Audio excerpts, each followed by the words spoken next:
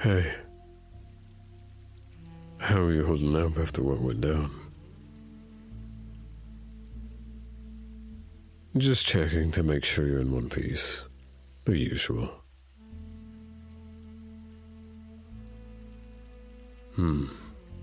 That's good.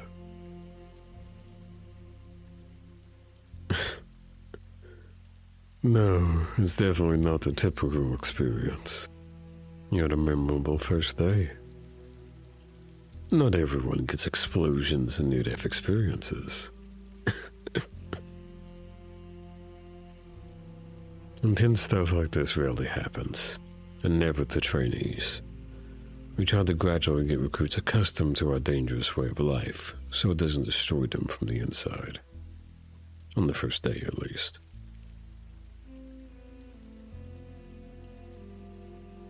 Yep, you got some uncanny bad luck. Maybe you're more of a black cat than a hound of Hades.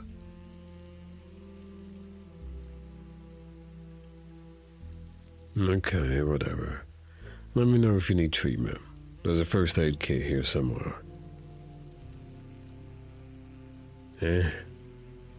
Enough to patch up a few scratches.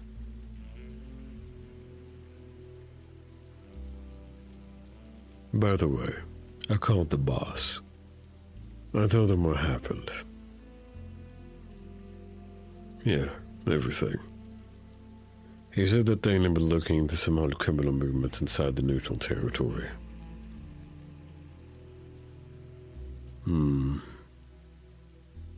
I trust Stain. He's one of the few I do trust.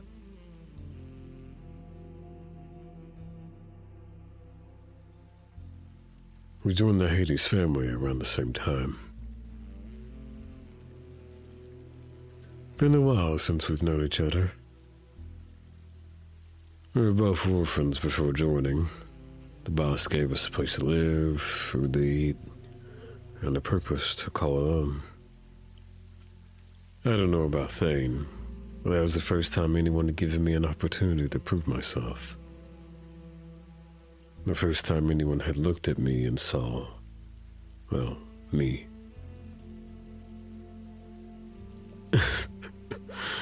Sorry, Pop. Guess I'm feeling kind of nostalgic. This was the first place I ever lived peacefully after I joined the family. Well, relative peacefulness. I had to bust heads and I fought with other criminals as my job, but I did that before I joined the family. The difference being that before, it never ended. There was never a moment of peace. But afterwards, I could come here and feel like I didn't have to have my guard up all the time. Yeah, my life was dangerous far before I joined. Well, I didn't get to score in the line of duty.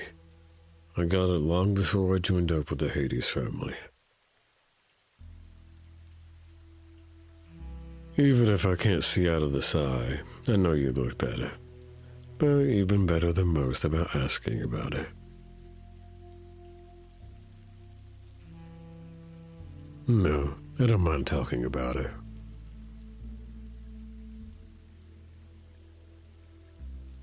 It was given to me as a reminder of my worthlessness, so that I would wake up every day, look in the mirror, and know that I'm a failure. I guess that's how they wanted me to take it anyway. To see it and despair about it constantly. But it's just a scar. We all have them one way or another.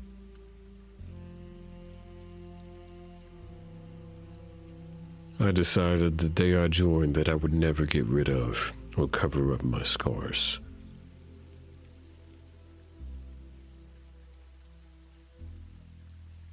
The boss had offered to get a soul crafter to fix my eye and scar, but I don't know. I guess I see it as a symbol of strength, a proof of my survival.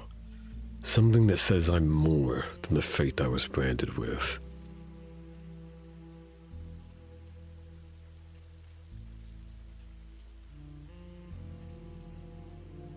I'm not the wisest. But if there's any advice I could give, it's to know who you are. Sounds simple, but it's harder in reality. If you never ask yourself the hard questions of life, you will always have the wrong answers until you die.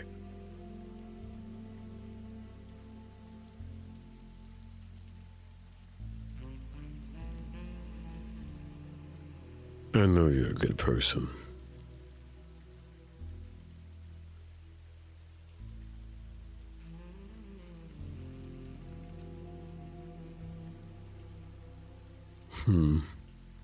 Well, you saved my tail back at that shit show.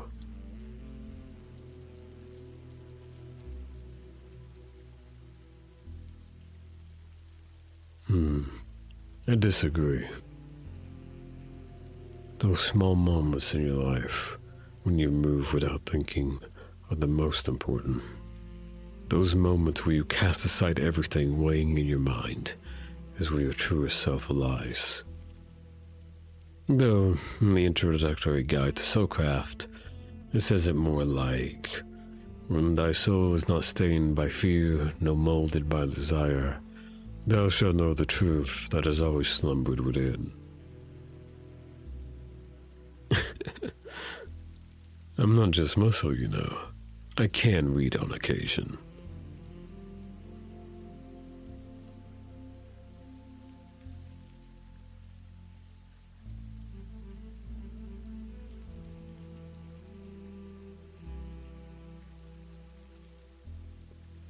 Aside from being a werewolf, I don't know much about soulcraft. I studied a bit, but it just never clicked with me, I guess. That's more Thane's expertise anyway. Right. You don't know about that.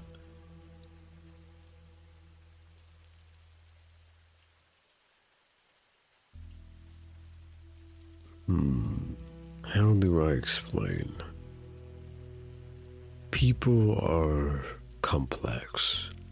Souls are the source of that complexity. Most souls are somewhere between good and evil. Very few are completely one way or the other. But as soulcraft is the molding of souls, there will inevitably be evil soulcraft, otherwise known as curses. When you curse someone, you mold their soul instead of your own. It is forcibly deformed and made to carry out the orders the soulcrafter inscribed onto your soul. In my case, as a werewolf, I am cursed to inevitably turn into a horrific creature and succumb to my primal instincts and rip apart anyone in my way.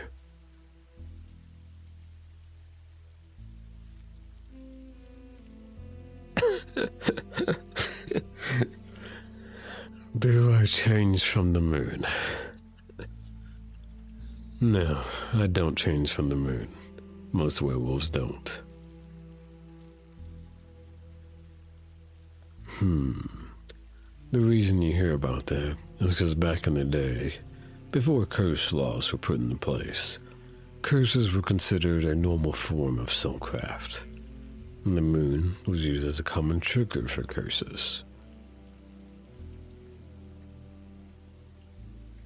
You can think of advanced soulcraft and curses as a bit like coding, if you know anything about that. There are variables and conditions. Lots of people don't even know they are cursed until it's too late. It's a horrible practice. I know it may seem hypocritical coming from me, a killer for the Mafia, but there are things far worse than death. Having your very soul mutilated beyond recognition might be the worst. No, curses cannot be broken. Not with your life intact anyway. But they can be bent. You don't find it odd that werewolves are super durable and heal fast, even if we weren't transformed? Doesn't sound much like a curse, right? Well, it's not supposed to be like that. And that's why I studied soulcraft, so I could bend the curse placed on me for my benefit. It's still there, but it's altered.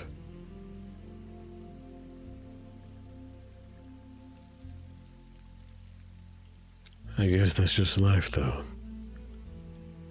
This world will never stop trying to push you down. But no matter what, you don't stop fighting. You take everything meant to hurt you and use it to push back. Can you do that? Good. Oop, it's quite late. I suppose I should go to bed. Promise you won't wake up with a lichen in your room. Good night, Pop. Sleep well.